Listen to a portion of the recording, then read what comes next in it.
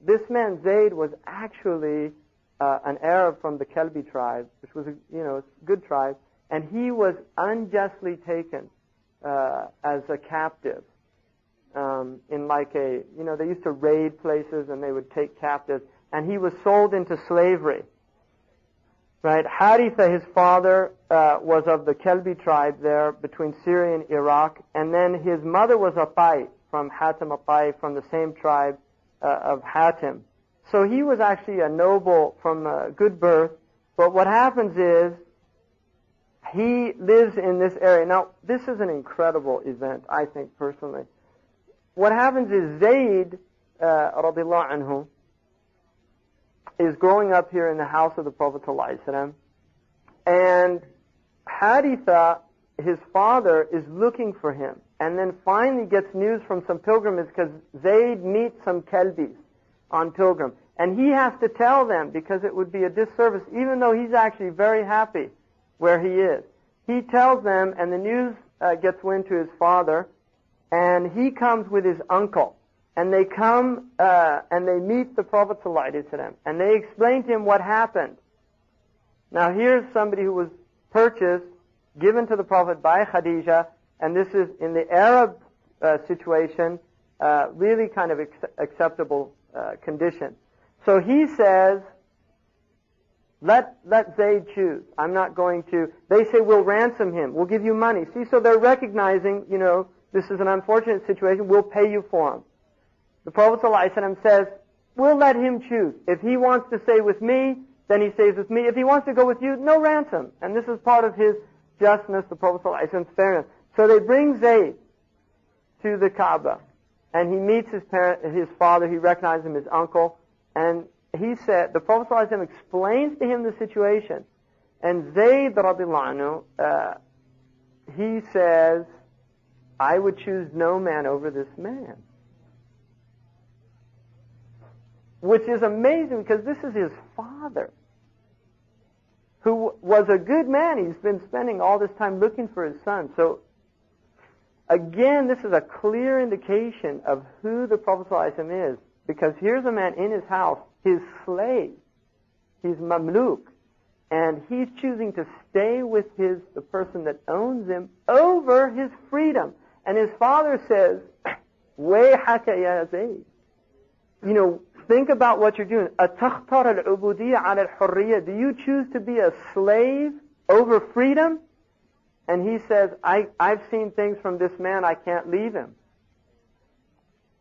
So they leave, and at that point the Prophet ﷺ announces to the Quraysh, Zayd is my son.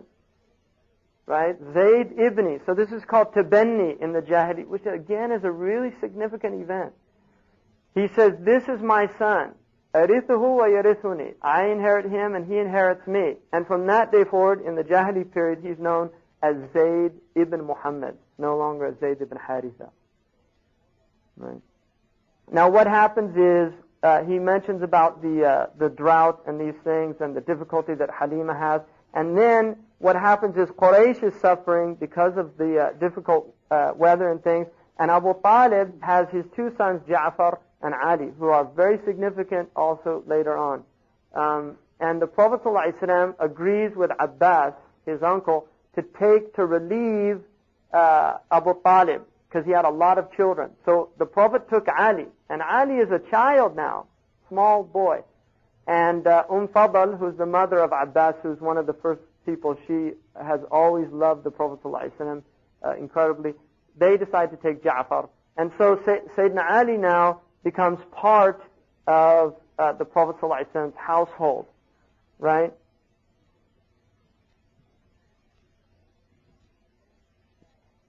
And then Barakah comes back to the house, and then another important event happens, which is Abu Lahab proposes to the Prophet ﷺ for his two sons, Uthman and Utayba. And Ruqayya and Kulthum are both betrothed to Abu Lahab's sons. Now this is important for a number of reasons. One, there's a recognition in Bani Hashim now that the Prophet ﷺ is a za'im. Even though he is not somebody who is in any way asking for this position. He's not somebody that's out there, rallying Bani Hashim to take what's theirs, which is the leadership of Quraysh.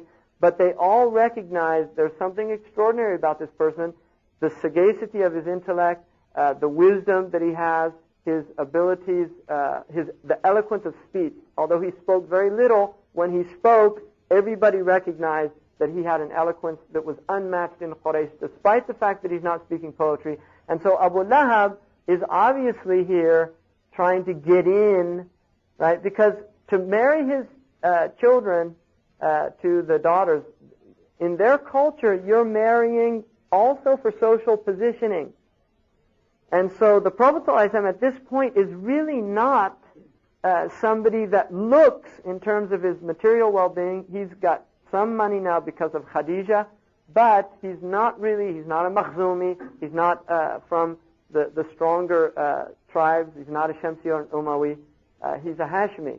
And although there's a blood bond here with Abu Lahab, despite that fact, Abu Lahab, I think really, and he indicates this, is looking for some benefit here. And so he marries, the Prophet ﷺ agrees to them, and they become part, again, of the household. And this will create a problem later on. We'll see that. When Abu Lahab becomes such a vehement enemy, this causes a lot of turmoil for both Ruqayya and Kulthum because of they're married to Utbah and Utaybah, and their fathers become one of the biggest enemies. Now, another event that's really important here is when the Prophet ﷺ is 35 years of age, the Quraysh are going to rebuild the Kaaba. And the Kaaba was, according to their tradition and according to our belief, was built by Ibrahim alayhi salam. But to touch it in any way that was harmful was considered an incredible sacrilege. And so they're actually very worried about doing this. And does he mention about Walid ibn Mughira? Not sure if he did. Yeah, Mughira.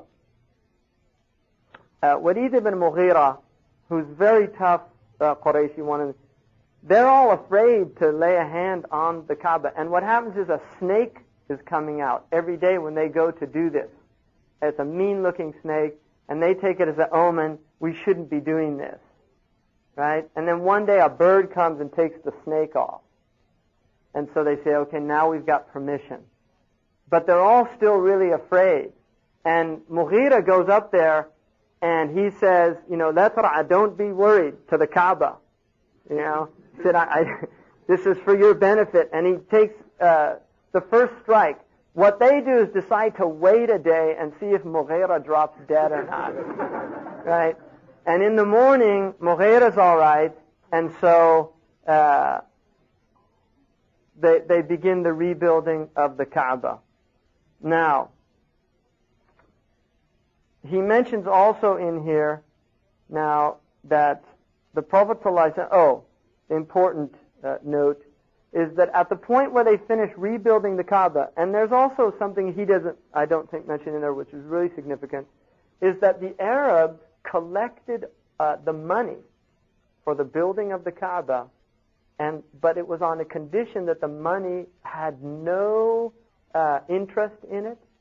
It had no the price of a prostitute, and nothing. There could be no haram. So it's a recognition. They knew that interest was not a good way of making money, and so they were unable to complete the building on the original foundations of Ibrahim alayhi salam, and that's why you have that Shadirwan, which completes the foundation.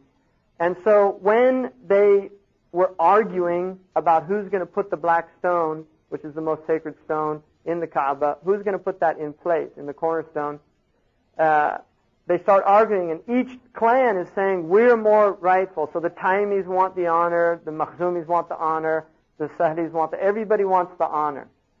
So they decide, the first person that comes through the Kaaba, we'll let him decide.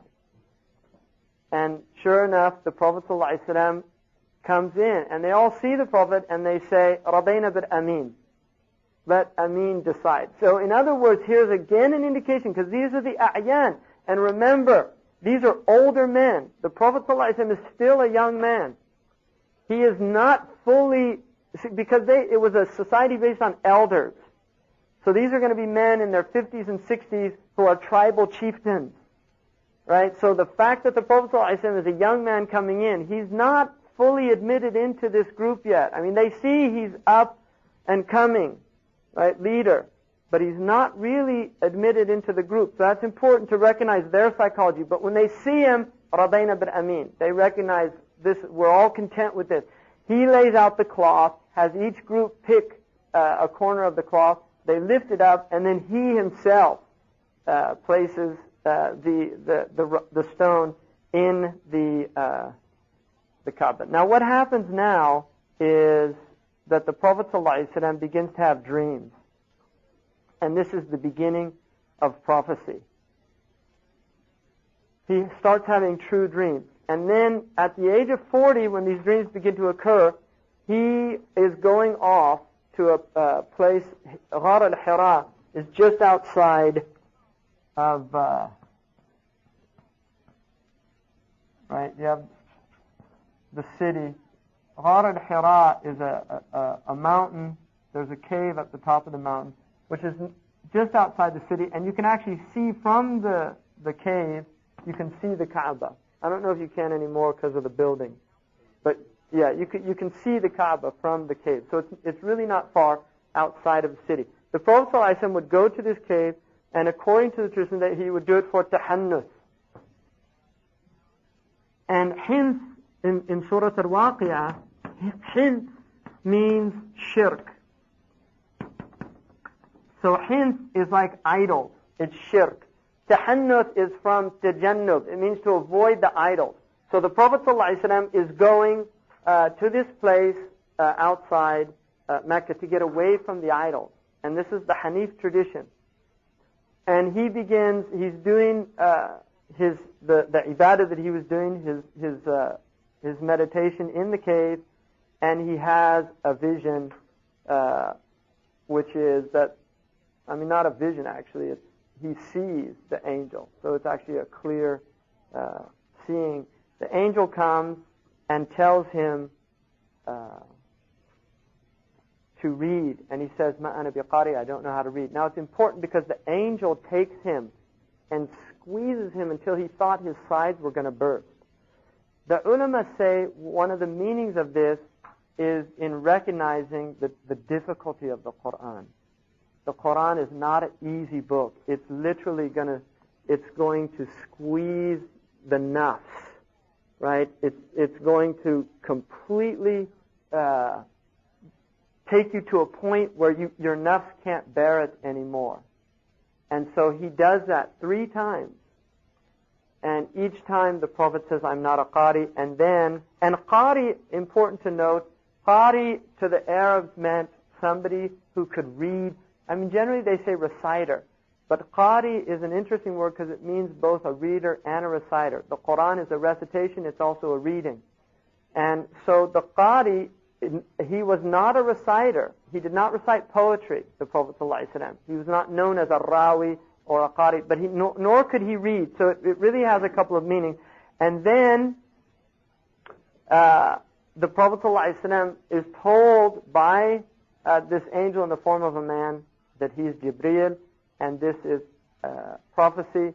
And the Prophet is in a complete, now he's actually terrified, and partly because he's worried that the Arabs believe that poets were often possessed by jinn, what they call in Greek tradition the muse, right? There's an idea in Greek tradition also that the poets they had a muse on the side of their, like Ta'abbat Sharra was a poet, that had this jinn that was like reciting to him. That was the idea.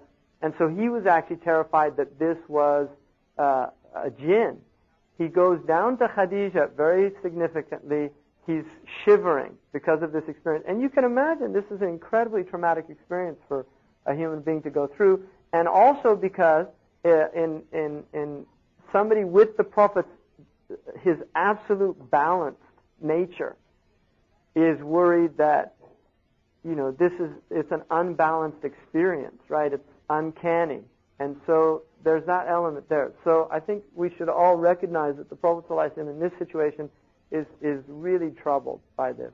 He goes to Khadija, radiallahu anhu, zammiluni, zammiluni, cover me up, because he's shivering. He's really traumatized by this experience.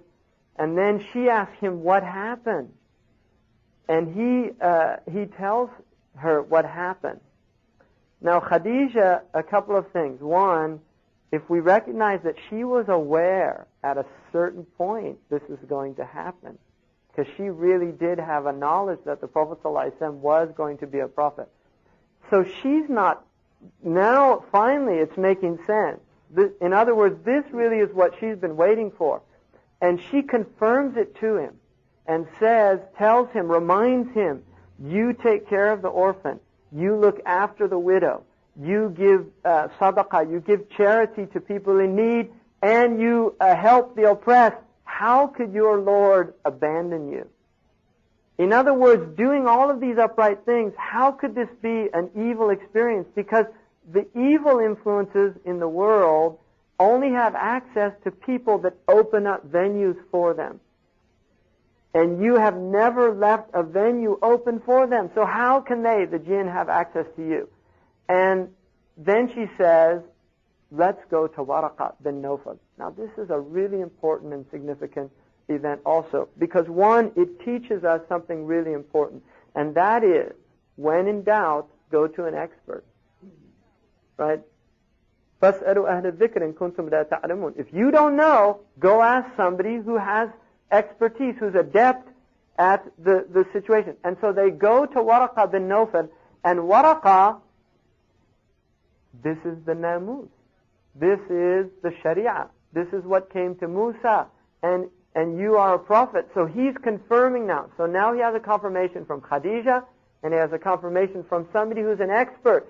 Somebody, one, the most intimate and close person to him, his own wife, who knows him better than anyone else, human people. And then from Waraqah, who's an expert in the very thing that's happening to him. And so he tells him a few things that are interesting. One, your people are going to Zunak, they're going to harm you, and they'll chase you out of this city. And this is something the Prophet ﷺ cannot believe, because, not that he can't believe it, but it's something so shocking to him, because he was somebody that never had a bad word for anybody. He'd never done anything to harm these people. He'd always been absolutely upright and just in their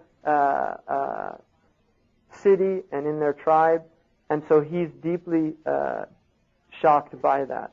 And then Waraqah says that he hopes, even though he's an old man about to die, which again is really significant, that because, see, had he lived, what would have people said?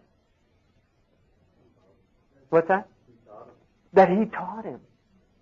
See, had he lived, and this is what the Christians would have said, because they're always trying to find, where did he get this information from? Yeah, absolutely. So they'd say, oh, he had an aide.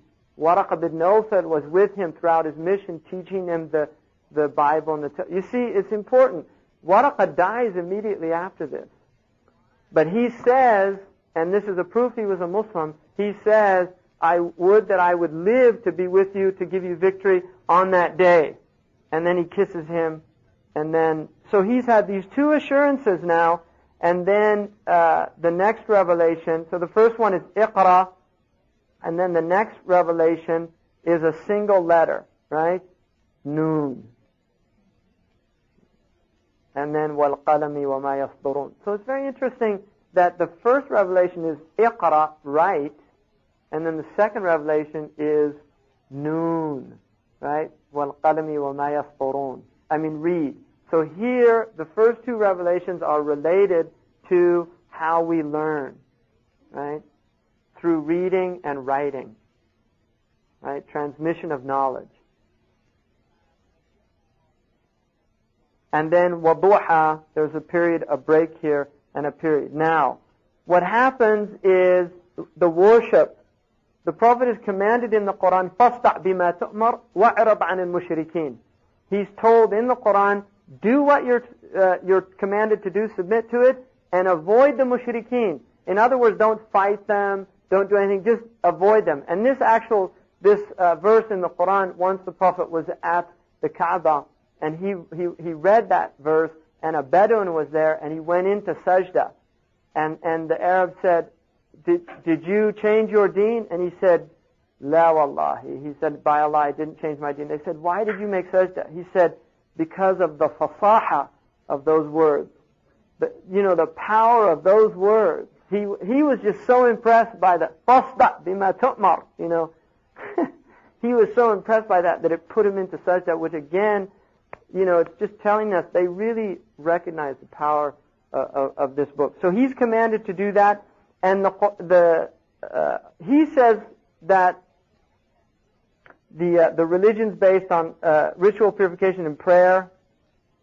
Allahu a'lam. I mean, at this early period of time, even though he's commanded to avoid najasa, rijs, and these type things, there's really they're being taught tawheed during this first period, and obviously they're making dua and these things, but the prayer is given to him later. And so he begins. The first to embrace it, according to our tradition, is Khadija. And Waraqa, although he's not generally placed amongst these, he definitely believed in the Prophet ﷺ.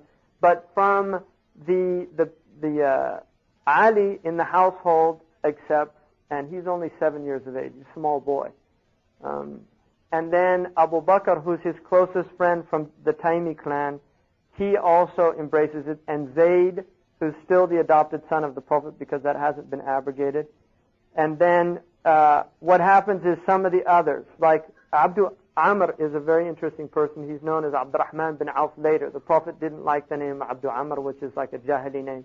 He gave the name Abdurrahman bin Auf. And he also becomes Muslim, which is important because he's one of these people that are with the Prophet at the very earliest point, these are the people that will be with him throughout his mission. And they're also people that were coming into Islam at a time when there weren't any perks here. There weren't any social benefits, right? This is all at a time when it was actually incredibly difficult to be doing it. So these people are really important, and they'll be important throughout the mission. Now, another person who, and then Khalid ibn Sa'id is important also. He had a dream in which he sees the Prophet ﷺ. He's about to enter into a pit of fire, and the Prophet ﷺ pulls him away from the fire. In a dream, he's seeing this. And then he goes, Abu Bakr radiallahu anhu is known for dream interpretation amongst the Quraysh. And so he goes to him and tells him, I had this dream, explain it to me, and he explains it, he becomes Muslim. And then another person is Abdul Shams, who's known as Uthman ibn Affan radiallahu anhu, and he on his way back from Syria heard something in the desert telling him that the Prophet Ahmed has come, and he's asking, who's Ahmed? Right, which is something very unusual. And then he becomes a Muslim, right, because he goes, and there's another man, Talha, also, who meets a monk who tells him that it's time for Ahmed to come out. The monk tells him the time has come for Ahmed to come out. And that's the name that the Christians had for the Prophet ﷺ. And so Talha ibn Ubaidillah, he is a Taymi also. Uthman is a Umawi, is another clan, very powerful. And basically they go to Abu Bakr radiallahu anhu, and he explains. And Uthman submits. He's 34 years old when he becomes Muslim. So he's mature. He's not like a lot of these men who were very young. Zubair ibn Awam was 12 years old when he became Muslim. He just reached puberty. So a lot of them were very young. And then another one is Abdullah bin Mas'ud, who was a confederate of Zuhra, very dark-skinned, very short. He was very small, and he used to watch animals outside Mecca. And the Prophet is with Abu Bakr radiallahu anhu, and they pass by and they ask him for drink, and he says, I can't, I'm taking care of these, which is a sign of amana. Right? Nobody's going to see him giving some drink. It's a sign of amana. He says, I can't, it's a trust, they're not mine. So the Prophet asked for one that doesn't have milk. And so he brings it, and he puts his hand on the udder, and the udder fills up. So here's a clear mu'jiza. Ibn Mas'ud sees that and then asks Abu Bakr, what was that? And Abu Bakr explains to him, he becomes a Muslim also. He's very important because he's going to become one of the greatest of the scholars in Islam, right? Abdullah bin Mas'ud. And he eventually goes to Iraq, becomes a teacher in Iraq, and Abu Hanifa radiallahu anhu, his madhab is based mostly on his position, fatwa. But he really is considered one of the greatest Muslims. And also, it says here, which is true, he's memorizing everything that comes down from the Quran. And he actually says at one point, there's no verse in the Quran that he doesn't know where it was revealed and why it was revealed. Right? So he saw very early on. And unfortunately, he had a mushaf that gets destroyed. It's lost. And they say there would have been an incredible amount of knowledge had we had access to that. And also Sayyidina Ali's mushaf, which went according to the revelation as it was revealed. And then there's a period in which Ya Ayyuhal Muzammil comes down, and also Ya Ayyuhal Mudaththir. And during this time, Khadija, beautiful, is given greetings from Allah subhanahu wa ta'ala, also indicating her incredible rank amongst the women and amongst the men. And then really what's happening here now is there's not a whole lot of hostility yet, although it's starting to get out, the word's getting out. But then something very important happens, which is أَنذِرْ عَشِيرَتَكَ الْأَقْرَبِينَ. Allah commands the Prophet to warn his tribe, right?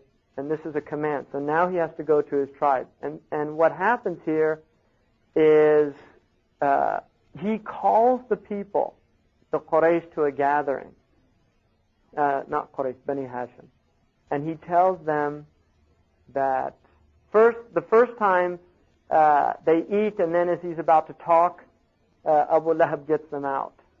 And so they all leave. He calls them another time, and again, Abu Lahab, who's really he's not a nice person. I mean, that's the least we could say about him. And his face was like, they called him Abu Lahab because it looked like it was on fire. Subhanallah. But the Prophet ﷺ tells them that, what if I told you there was an army just over the hill about to destroy you? And they said, we'd believe you because you're Al-Amin. No reason why we wouldn't believe you. He said, what if I told you that I was the Prophet from Allah and I have to warn you from this fire, this raging fire? And then Abu Lahab says, Tabban laka. Alihada jama'atana, Tabban laka. Like, which is, may your hand be lost. Is this what you called us for? And Allah reveals Tabbat yada Abi Lahabin wa Tabb, which is another really significant thing, because one, this is very early on, and that's an early surah, and had Abu Lahab become Muslim, right? I mean, this is a clear mu'jiza, because the Quran condemns him to the hellfire, and he doesn't become Muslim, right? Many of these people end up becoming Muslim. He never becomes Muslim. So he's commanded to do that, and then he says, will anybody, help me in this matter? And all of his relatives, I mean, you can imagine this, it's a devastating event, because here the Prophet gathered them all, they've eaten, they ate from a small amount of food that was enough for all of them, and then the Prophet says, will any of you believe in me and help me? They all blank face. Sayyidina Ali stands up, he's a few years old, he's probably now about 10 years old, and he says, I'll be with you and stand by you. And they all start laughing.